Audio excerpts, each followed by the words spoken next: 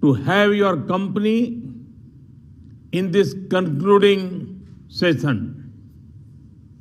Excellencies, the last 3 years have been difficult, especially for us, developing nations. The challenges of the COVID pandemic, rising prices of fuel, fertilizer, and food grains, and increasing geopolitical tensions have impacted our development efforts. However, the start of a new year is a time for fresh hope. So let me first extend my good wishes to all of you for a happy, healthy, peaceful, secure, and successful 2023. Excellencies, we all appreciate the principle of globalization. India's philosophy has always seen the world as one family.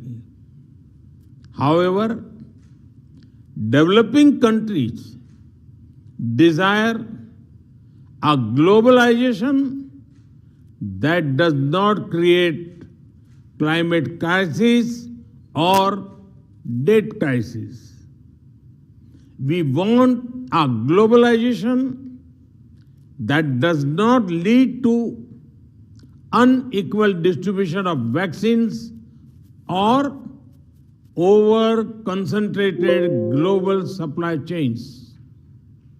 We want a globalization that brings prosperity and well-being to humanity as a whole.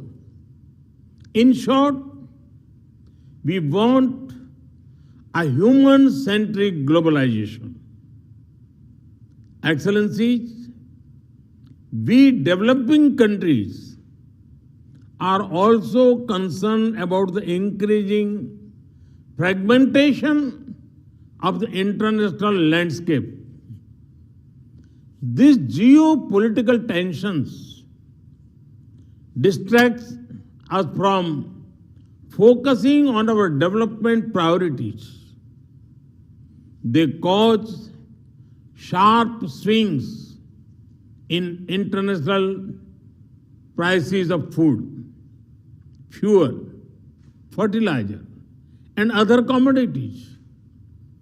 To address this geopolitical fragmentation, we urgently need a fundamental reform of the major international organizations, including the United Nations Security Council and the Bretton Woods institutions. These reforms should focus on giving voice to the concerns of the developing world and reflect the realities of the 21st century. India's G20 presidency will attempt to voice the views of Global South on these important issues. Excellencies, in these development partnerships, India's approach has been consultative, outcome-oriented, demand-driven, people-centric, and respectful of the sovereignty of partner countries. I firmly believe that countries of Global South have a lot to learn from each other's development experiences. I am happy to announce that India will establish a Global South Center of Excellence. This institution will undertake research on development solutions or best practices of any of our countries, which can be scaled and implemented in other members of the Global South. As an example, the digital public goods developed by India in fields like electronic payments, health, education, or e-governance can be useful for many other developing countries. India has also made great strides in areas like space technology and nuclear energy. We will launch a Global South Science and Technology Initiative to share our experience, to share our expertise with other developing nations.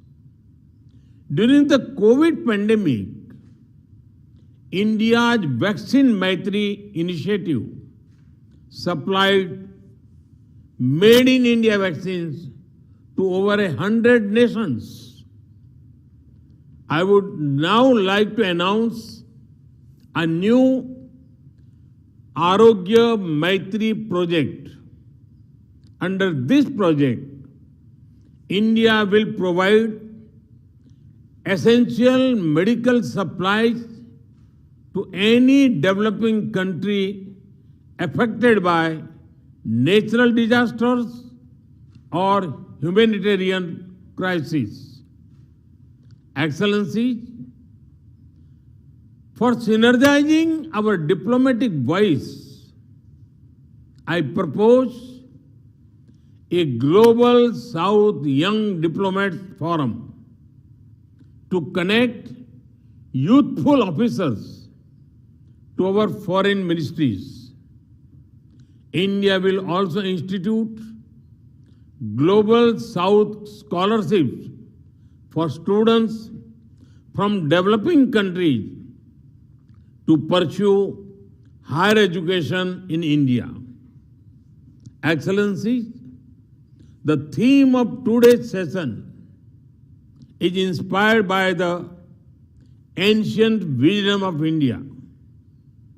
A prayer from the Rig Veda, the oldest text known to humanity, says, Sangachhadvam Samvadadvam Samvo Manasi Janatam, which means let us come together, speak together, and may our minds be in harmony. Or in other words, unity of voice, unity of purpose. In this spirit, I look forward to listening to your views and suggestions. Thank you.